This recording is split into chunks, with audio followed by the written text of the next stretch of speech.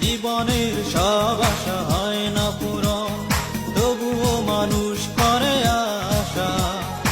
অভিমানী ঘর এসে ভেঙে দেয় ঘর, তবুও মানুষ حسبي ربي جل الله ما في قلبي غير الله نور محمد صلى الله لا إله إلا الله।